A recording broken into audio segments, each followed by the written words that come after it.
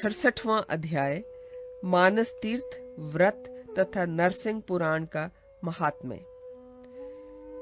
सूत जी कहते हैं, द्विज श्रेष्ठ, इस प्रकार अब तक मैंने भूतल के प्रसिद्ध तीर्थों का वर्णन किया, किंतु इन तीर्थों की अपेक्षा मानस तीर्थ विशेष फल देने वाला है। वास्तव में राग द्वेषादि से रहित मन की स्वच्छता ही उत्तम तीर्थ है। सत्य, दया, इंद्रिय निग्रह, गुरु सेवा, माता पिता की सेवा, स्वधर्म पालन और अग्नि की उपासना ये परम उत्तम तीर्थ हैं। यह तो पावन तीर्थों का वर्णन हुआ।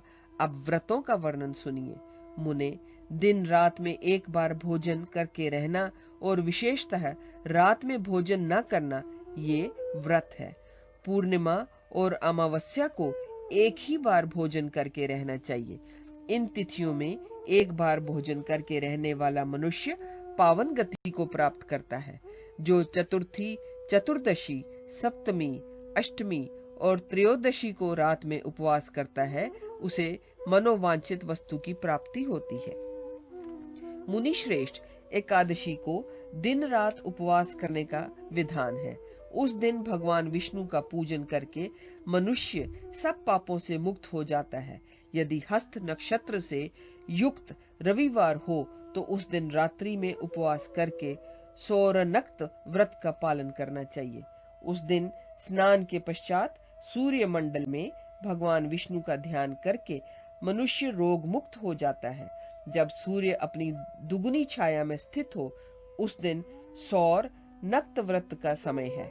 उस समय से लेकर रात तक भोजन न करे। जो पुरुष बृहस्पतिवार को त्रयोदशी तिथि होने पर अपराह्न काल में जल में स्नान करके तिल और तंडुलों द्वारा देवता, ऋषि एवं पितरों का तर्पण करता है तथा भगवान नरसिंह का पूजन करके उपवास करता है, वह सब पापों से मुक्त हो विष्णु लोक में प्रतिष्ठित होता है। महामुने, जब अगस्त्य तारे का उदय हो, उस समय से लगातार 7 रात्रियों तक अगस्त्य मुनि की पूजा करके उन्हें अर्घ्य देना चाहिए। शंख में श्वेत पुष्प और अक्षत सहित जल रखकर श्वेत पुष्प आदि से पूजित हुए अगस्त्य जी के प्रति निम्नांकित मंत्र वाक्य पढ़कर अर्घ्य निवेदन करें।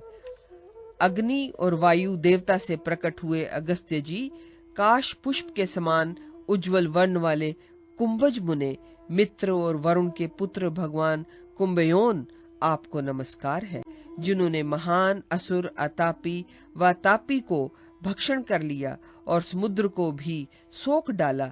वे अगस्त्य जी मुझ पर प्रसन्न हो।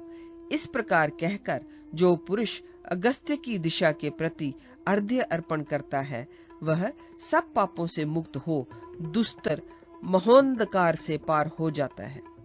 महामुने भरद्वाज जी, इस प्रकार मैंने मुनियों के निकट ये पूरा नरसिंह पुराण आपको सुनाया।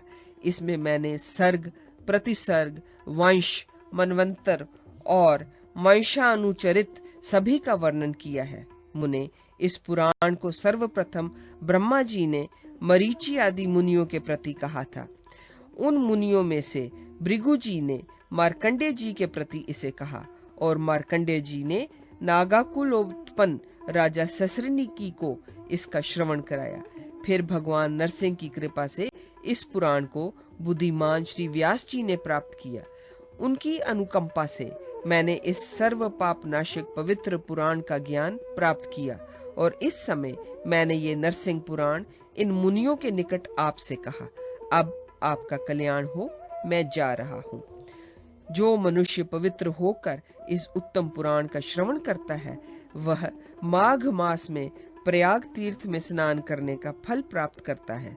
जो मनुष्य इस नरसिंह पुराण को भगवान के भक्तों के प्रति नित्य सुनाता है, वह संपूर्ण तीर्थों के सेवन का फल प्राप्त करके विष्णु लोक में प्रतिष्ठित होता है। इस प्रकार श्राद्धकों के साथ इस पुराण को सुन महामती भरद्वाज जी ने सूत जी का पूजन सत्कार किया और स्वयं वहीं रह गए। अन्य सब मुनि अपने अपने स्थानों को चले गए। ये नरसिंह पुराण समस्त पापों को हर लेने वाला और पुण्यमय है।